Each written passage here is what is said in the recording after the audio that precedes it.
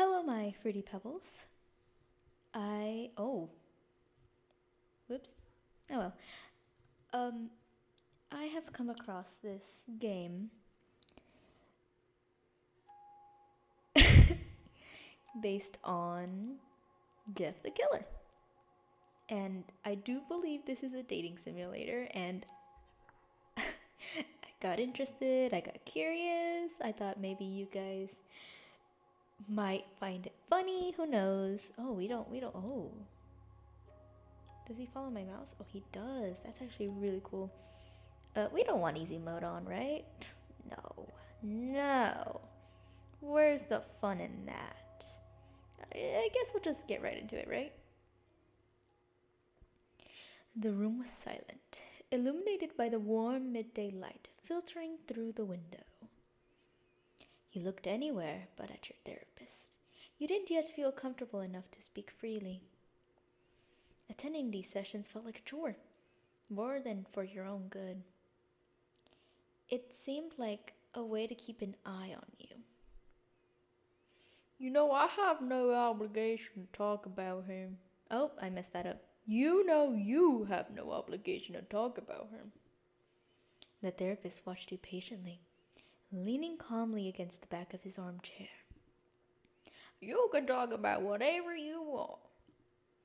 You scoffed, ironically, offering no reply. It has been 7 days. Enough time for someone to change, don't you think? Instinctively, you raised your hand to the left side of your face, where a patch covered your left eye. Uh-oh. He hurt you. There's no doubt about it. The police, the hospital, everyone has their version, but I want yours. You shrugged. That's fine.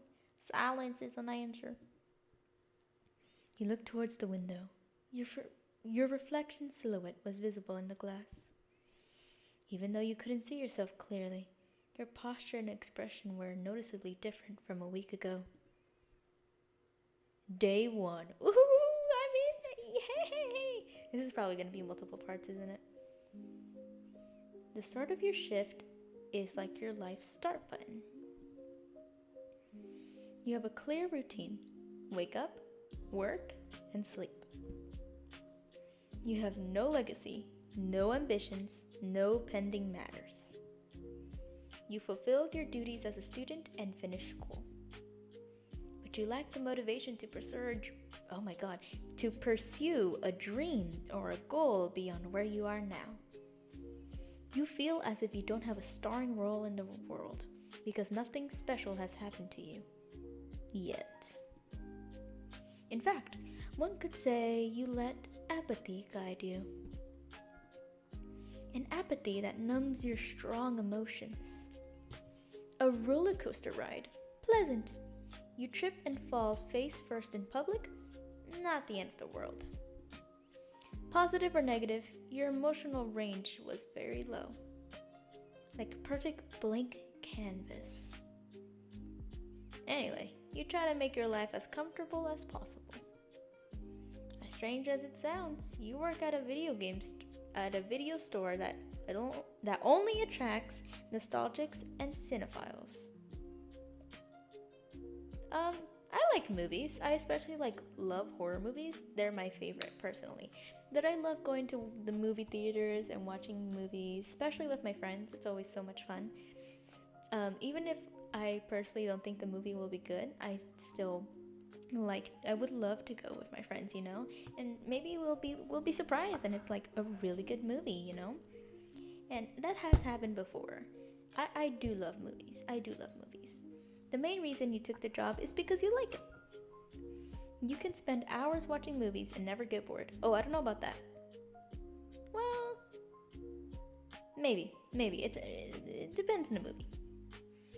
The place is colorful enough not to depress you just by being there.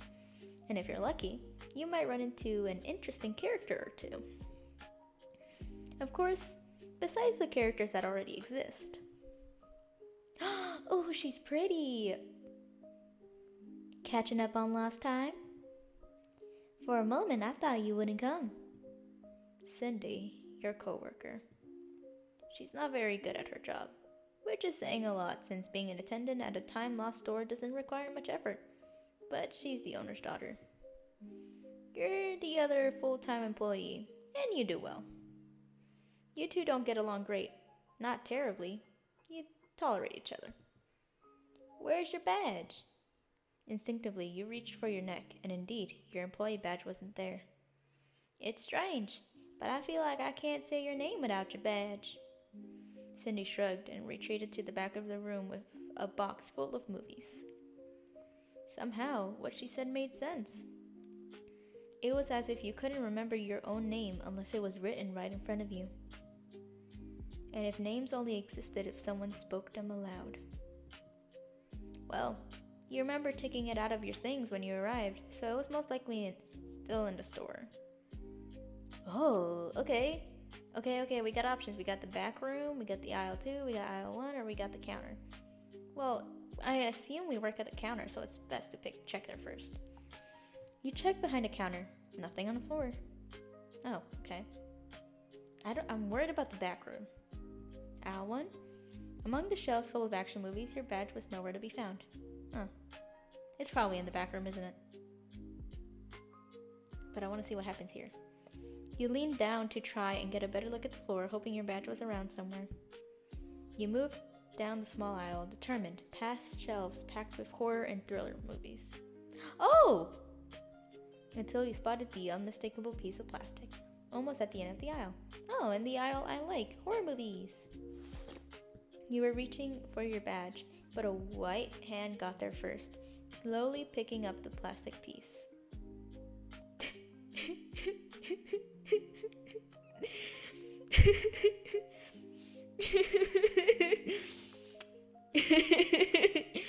I'm sorry, I shouldn't laugh. It's just, do you ever see those like characters that are so very obvious on who it is? I know that's probably the person, like, I'm sure that's the purpose, but like, I'll put some examples. I'll probably edit in some examples.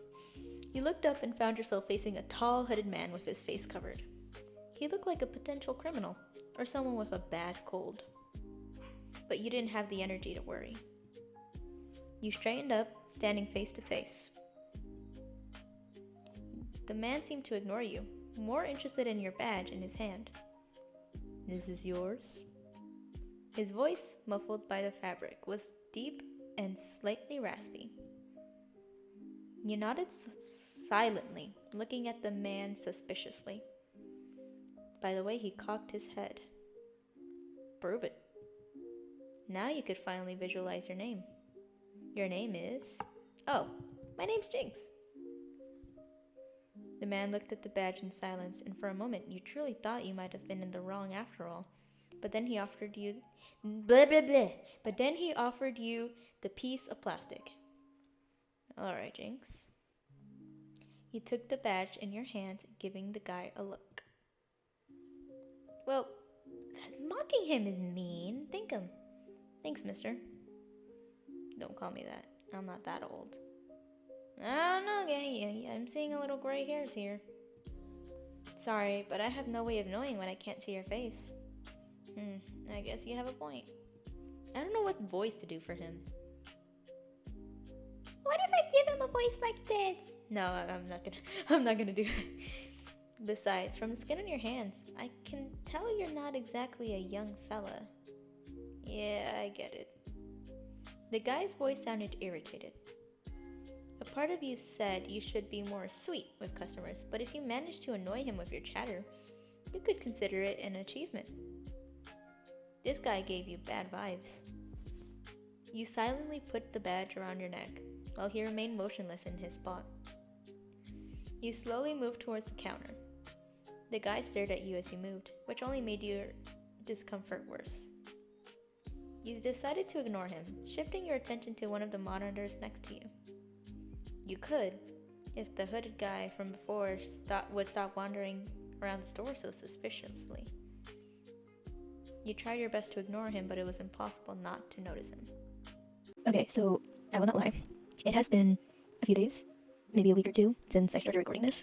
Something came up and a bunch more came up, so a lot has prevented me from continuing this recording. But I am back now, and I am excited to see what happens. Okay. You tried your best to ignore him, but it was impossible not to notice him. Oh god, hold on, let me just... Okay, here we go. All cozy now. I feel like... Hold on, can I... I feel like I'm gonna... I didn't know I could do that. Oh dear. I really hope I don't get copyrighted. Oh my god. Maybe he was doing it on purpose. Oh god, what voice did I give her? Hey, Jinx. Oh god, that's probably not right. At the sound of your name, you looked up at Cindy, who had come around the counter to stand next to you. Did you see that guy? He's been here for a long time. You looked where she was subtly pointing, and of course, she was talking about the same guy. Yeah, I saw him. You shrugged, a very logical reaction, right? Maybe he's deciding what to buy. He was probably just a weirdo you'd see once. No big deal. Anyway, Cindy, as annoying as she was, wasn't easily flustered. He's... He's just a weirdo. We see those every day. But this one feels different. You were starting to believe Sydney and had watched... Okay, hold on. You were starting to believe Sydney had watched many movies. But then you remembered she didn't like cinema and only worked in her dad's store. When I talked to him, he didn't seem dangerous. Sydney turned to you, surprised. You talked to him? Did he say anything strange? I don't remember what he said. I don't think so. He muttered, I think, last time. I can't quite recall. No. He just gave me back my badge. Why did he have it? I mean, he grabbed it first. Look, it wasn't a big deal. Sydney looked at you in silence for a few seconds, then sighed. If he makes you uncomfortable, I can ask him to leave. Sydney shook her head, glancing at the guy. You're probably right. Okay, I'll leave you to it. I'll go check the inventory. Sure. You settled into your assigned chair, and before you could pretend to look at receipts, someone put me down. Oh my god. Oh, you know what? I give up. Spoke again. But if he does anything suspicious, let me know, okay? You nodded slightly. Cindy didn't wait for a verbal response. She just went back to her task. You kept your eyes fixed on the monitor screen for a moment. Out of the corner of your eye, you glanced at the aisles. The guy was still there, just standing. He was looking at the shelf that held nothing particularly interesting. And then he looked at you. It wasn't a quick or distracted glance. It was direct.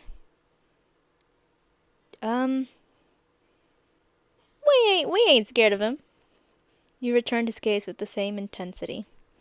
You didn't know if you were doing it out of bravery, stubbornness, or simple curiosity. I think in this case, bravery, I don't know. But he didn't blink. And then he made a slight gesture. An almost imperceptible, oh my god, that word, nod of the head. As if he were greeting you. You decided to ignore him, turning your attention back to the monitor to remove the CD from the player. As you put the CD back in its case, you looked at your options. Oh. We gotta go horror, come on, I love horror. You enjoy the scares and the atmosphere that horror movies create. You were about to pick a movie until the sudden sound of someone leaning on the counter in front of you distracted you. Oh god.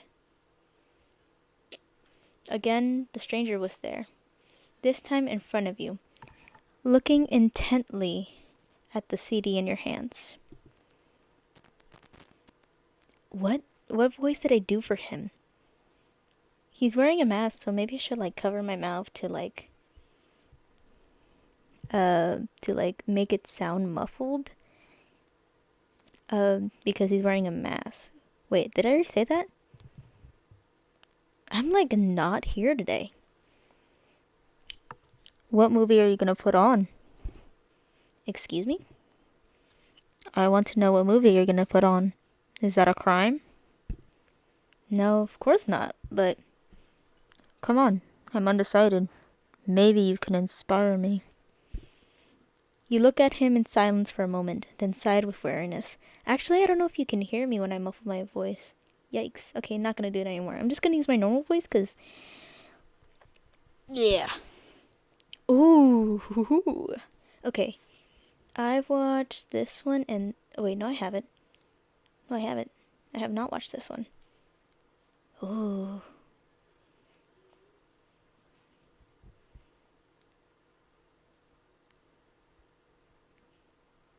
Oh, I don't know. The Exorcist. It's a classic, right? It's known to be like cursed, right? Ha ha ha ha. Wait. Ha ha ha ha. Yeah, I did it right. Ha ha. Seriously, you like that? Hey, it's a Okay. Whoops. I admit it. I admit it had an impact, but it's just religious propaganda. Okay, maybe you have a point, but that doesn't make it any less good. Whatever you say. Well, did that help you decide? The guy cocked his head. Now you knew for sure that that was his way of showing mockery. A little. Oh, he's staring at me. Look away. Look away. Though what caught my attention most was the genre you chose. Well, yeah, because horror is my favorite. Like, I don't know. When it comes to, for example, romance movies, they seem a little cliche and I don't know. It makes me feel icky and envious, I suppose. Comedy is pretty good too. I do like comedy. What other kind of sci-fi has never really been a kind of interest of mine. Musicals. I do like some musicals, but I don't like watch them constantly. I'm usually looking for something more spooky, like paranormal or, stuff like that. I like horror. I like getting scared. You raise an eyebrow. Oh yeah? And what about it? Horror.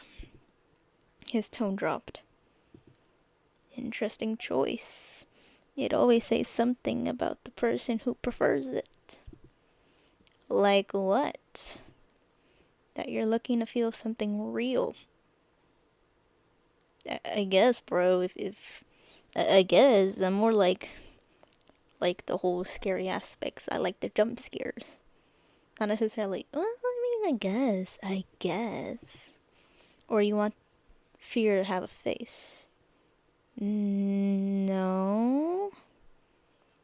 I don't believe so because not all horror movies have like I feel like a majority of them do, but if it's something paranormal, I suppose it technically won't. Oh, I guess because it'll. I'm thinking too much into it. Something you can understand, even if it means danger. Whatever, man. His words were soft, but they pricked like needles under your skin. Or maybe I like strong emotions without putting myself at risk, like everyone else. That makes sense. But you're not like everyone else. Well, that phrase needs to be removed from the visual novel bingo card. He moved a little closer to the counter. He didn't invade your space, but it was as if he caressed it. You don't seem to be afraid. Should I be? Depends. Do you prefer to see horror from the outside, or have it stare back at you? I'll go with it. I guess it depends on how pretty the face of horror is. He tilted his head slightly, as if you had some... Oh my god. Let me try this again. He tilted his head slightly, as if you had said something he didn't quite expect. But he didn't seem surprised either. Wow. Keep in mind that sometimes pretty things bite too. What if I want that? What if that is exactly what I want? You know? What if, what if? He glanced at the shelves for a second as if looking for something, but it was obvious he wasn't. Or maybe, oh,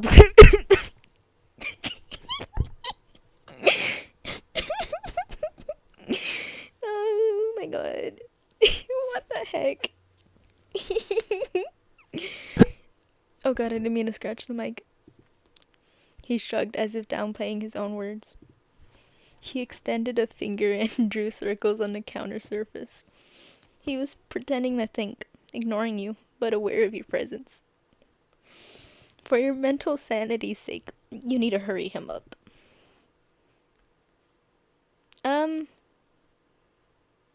Just be direct, bro. You don't have to be subtle about it, because as for example with me, if you're gonna be subtle with me, I'm not gonna realize, like, I need you to be honest and direct with me, because otherwise I'm just not gonna understand. Hey, buddy, could you hurry up? What's the rush? There aren't many other customers besides me. Do you even want to buy anything? The guy chuckled. I'm just indecisive. I'm not bothering anyone. You glanced back, searching for Cindy. Cindy. I feel like I've been saying her name wrong this whole time. Just to feel some security that you weren't on your own. But unfortunately, you didn't see her anywhere. Oh? Then without you asking, he reached a hand over the counter. Oh! I'm Jeff. I think it's time we formally introduce ourselves, don't you, Jinx? Your gaze dropped to his hand. I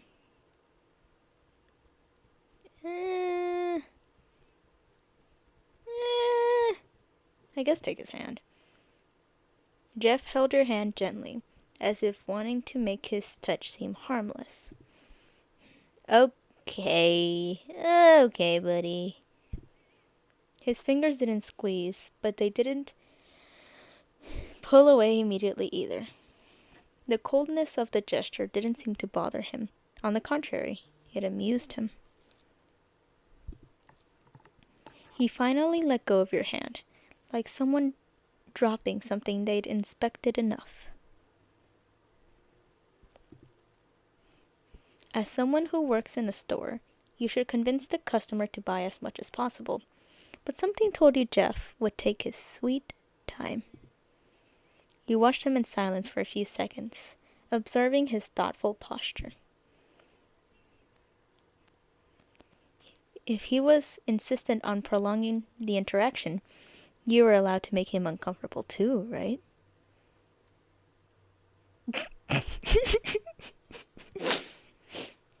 I'm sorry.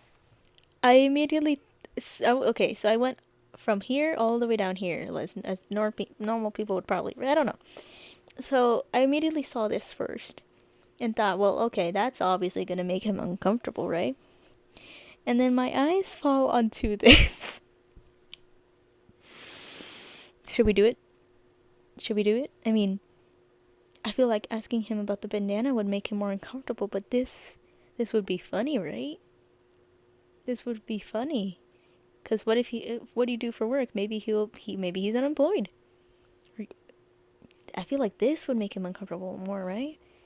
No, this probably would, but this one's just funny to me. This one's funny to me.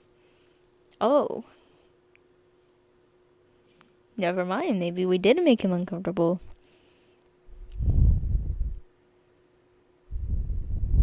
Okay. Jeff stumbled in place, turning his gaze to you. He remained silent for a few seconds, recovering from his initial surprise, then tilted his head with a teasing touch. Never mind, he was just shocked. Probably not uncomfortable, but shocked. That makes sense. What if I'm not? Well, good for you, if that's the case. Yes, you asked to ask, not because you were genuinely interested in him. His shoulders slumped, and you thought you heard a sigh from him. Well, did you decide what to get? Jeff refocused his attention on you. Wow, it seems like you really want to get rid of me.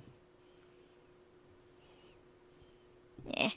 No, not at all. I love wasting time with weirdos who walk in circles after as if they're lost in the supermarket. Jeff's eyes widened, feigning offense. Hey, that was mean.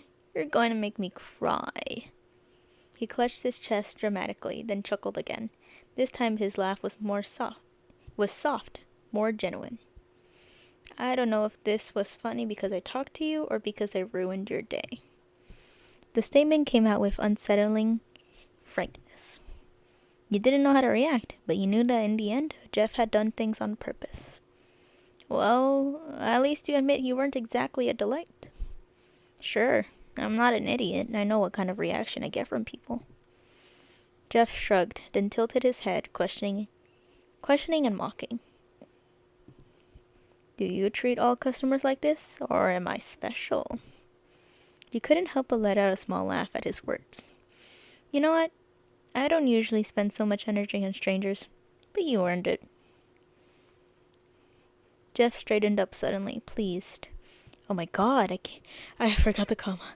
Jeff straightened up suddenly, pleased, as if he'd been told he achieved a great feat. I'll take it. For a moment you thought Jeff meant he appreciated your words, until you noticed his eyes were fixed on the movie you had chosen to put in the player. Oh, okay. You didn't think he'd like it, but you appreciated that he ended up taking something. Despite doing your job well, you didn't feel much satisfaction. Thanks for shopping with us. Jeff nodded, taking the movie in its bag, and headed for the exit. It was a pleasure, Jinx. He waved goodbye, and you reciprocated with your own hand, though not as enthusiastically as his. Well, he managed to sell something to the weirdo of the day. It was an accomplishment, after all. Your workday was over.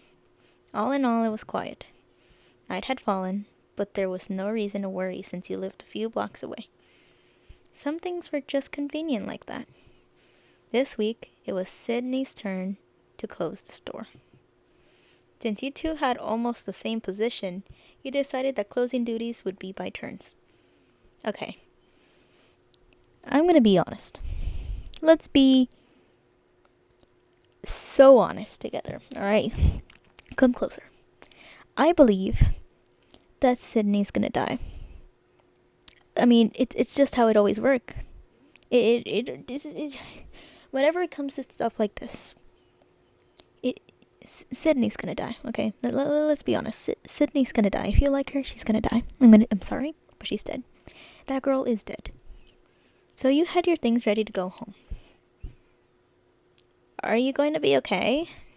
Sure. Why wouldn't I be? That guy seemed a bit fixated on you. You scoffed ironically. Come on, me.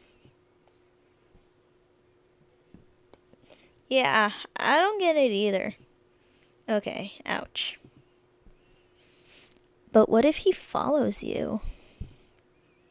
That's not going to happen. He left hours ago. There's no way he stayed lurking around here. I don't know. Your danger sensor isn't very accurate, I'd say. Danger is subjective. That's not true. Why do you care so much? I thought you hated me. Sydney was surprised by your words. She averted her gaze, playing with the mop handle she had in her hands to clean before closing. I don't hate you. I just think being with you is boring. Yeah, well, you're not exactly the life of the party. I don't mean it in a bad way, really. I feel peaceful with you. Oh. Your disregard for everything could be tiresome, but it was also comforting, in a way. You scratched your head, not knowing how to react to Sydney's words. She had never said anything nice to you until now. Yeah, now she's gonna die. We all know how this works. We all know how this works. Come on. Let's be honest. Sydney cleared her throat, looking away with an embarrassed grimace. Okay, Natsuki. What I mean is, I don't want anything bad to happen to you. You took a step towards her and placed your hand on her shoulder, smiling calmly. I'll be fine. Just because something weird happened doesn't mean the universe has decided to turn against me. You shared a final farewell gesture before you closed the door behind you. The store sign indicated it was closed, and you sighed, feeling the weight of adult life in a capitalist world lift a little from your shoulders. Just a little. It was a part of the routine, saying goodbye to Sydney and finally going home. You lived on your own since you started working, so you had no extra responsibilities to worry about, which gave you space to focus on your own needs. It wasn't an extraordinary life, but it was functional. You worked during the week, earned enough money for rent and bills, and rested on weekends. Even though the street was well lit, the atmosphere remained gloomy as you walked towards your apartment. It had always been like this. Nothing to fear, right? Right? Someone's gonna pop out. Jeff's gonna pop out. We're gonna get kidnapped. What did I say? What did I say? What is the timing? What is the timing? Suddenly, you hear quick footsteps behind you. You turned to react, but felt arms wrapped tightly around your neck, immobilizing you. Oh. Oh. My God. You struggled to break free, but then felt the pressure in your stomach. Oh. Oh. Oh. A cold sensation branched from your stomach to the rest of your body, and you could swear you felt your guts spilling out. Your body convulsed after being pierced. That's when the pain hit. It hurt. It hurt a lot. It was so intense you couldn't feel your limbs. Is this how you were going to die? You knew it would happen eventually, but you didn't know it would hurt so much. Who could have done this to you? Okay, let's be so honest. We know. Something so cruel. Did you even deserve it? You weren't a saint, but you didn't consider yourself a bad person. The last thought that crossed your mind was that Sydney would have to cover your shift while they looked for a replacement. That's it? What? Oh. That's it? That's it? Hold on. No. No, no, no, no, no. You know what? We're getting another ending. I don't care. We're getting another ending.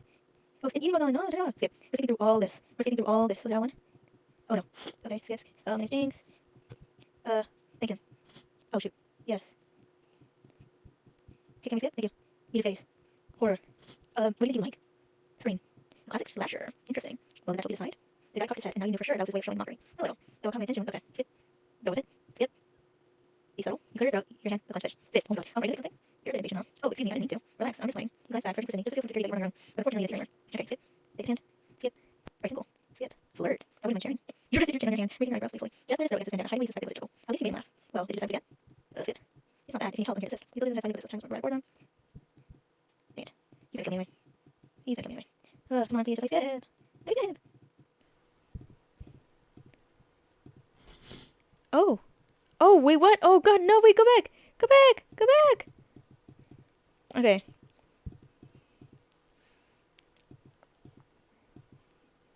It had always been like this, nothing to fear, right? It was that then that you felt your arm being pulled violently to one side. Maybe you should have been more alert. You were dragged into an alley beside the street. It was slightly darker, but a street light nearby allowed you to distinguish what was in front of you. Since the sudden action disoriented you, you were slow to react. What the The sound of a slight blow to the side of your head interrupted you, and you realized the person had cornered you against the brick wall behind you. You glanced at the person's arm. A familiar white sleeve covering an arm reaching from your blind spot. You grew tired of the suspense and finally looked up at the person who had cornered you, and you had an idea who it might be. Oh, we actually get to see his face now. Jinx, we meet again. Oh my god, uncertainty filled you at the sight of a white, scarred face. Jeff had removed his hood and bandana, revealing his face. His skin varied in colors and textures. His nose sunken, his milky blue eyes were deep set in dark circles, and you were certain you hadn't seen him blink once. But what caught your attention most was the scar that ran across his mouth. It didn't look like a clean cut, and the way it distorted his expression sent a shiver down your spine. You assumed his face would have imperfections. He'd want to avoid stares from strangers. But considering the bizarre situation, it wasn't surprising. Jeff? Certainly, you were at a disadvantage here. So you tried to think of ways to turn the tables. Wow, who would have thought? At night, someone alone. Gloomy alley. Classic. Jeff chuckled at your sarcasm. You don't drop the act, huh? Okay. Then he pulled a knife from his hoodie pocket. Now, make sure you give me a good show. His voice was raspy, accelerated with an anxious tone. He seemed impatient. Show? Fear is exquisite, he whispered, almost and unnecessarily poetically, leaning towards you, his breath grazing your face. Hey, no offense, but your whole approach feels very cliché. Jeff tilted his head to the side. You would have sworn it was his equivalent of raising an eyebrow. If he had eyebrows. This isn't the time for jokes, don't you think? Well, I really don't know what motivated you to attack me. I thought we were getting along. Jeff pressed the width of the blade against your cheek, the cold metal against your warm skin. Are you asking what makes you special? Is being special having you drag me into a dark alley? Wow, you must not be very popular. Jeff snorted in annoyance. Oh? He grabbed your shoulder with the hand that cornered you and slammed you against the wall behind you.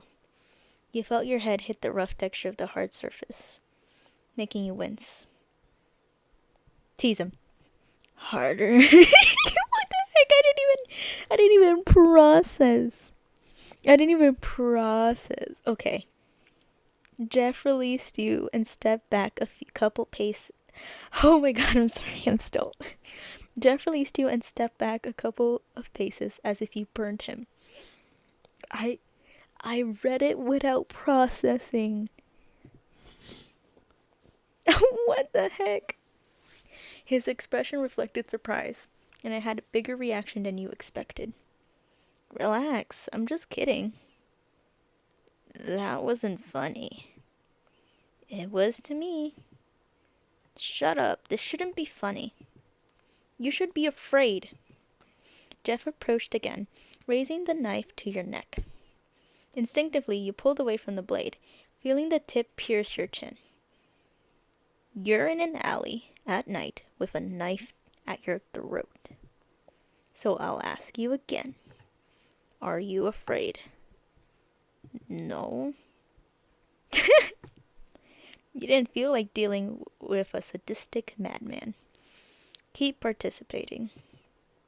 Jeff's smile fell, subtly. Oh, so that's how it is. Okay. Is there any way to date this man? Like, hold on, because What would I have to do? Would I have to be like, I feel like if I were to be super rude, I'd get killed instantly. I don't know what to do anymore, bro. A sharp, intense pain that branched from your stomach to your fingertips invaded you, taking your breath away. Your voice caught in your throat. Jeff's uncontrolled laughter was the only thing you heard. Was the last thing you heard or something. It truly sounded like he was having fun. He kept you on your feet with his hand on your shoulder. You felt him let go. You inevitably fell to the ground, feeling cold, very cold. Your limbs felt heavy, and you couldn't open your eyes no matter how hard you tried. I'm gonna die no matter what, huh? I'm gonna die no matter what. I give up. Okay. I give up. There's no dating this guy. I don't I don't know how to do it. Maybe if I put easy mode on, but no. I think two endings is enough. Thank you everyone for watching this video. Please let me know if you enjoyed it, if you want me to try out the other endings, if you want me to try again to see if there's a way to actually date him. If you have any game recommendations, feel free to put them in the comments below. And I hope you have a good day, a good night, or whatever time it may be for you. Just have a good week. How about that? And please remember to join my Discord. It is in my description. And thank you all for watching. I think I said that already, but yeah, it's fine. Say bye, Jeff.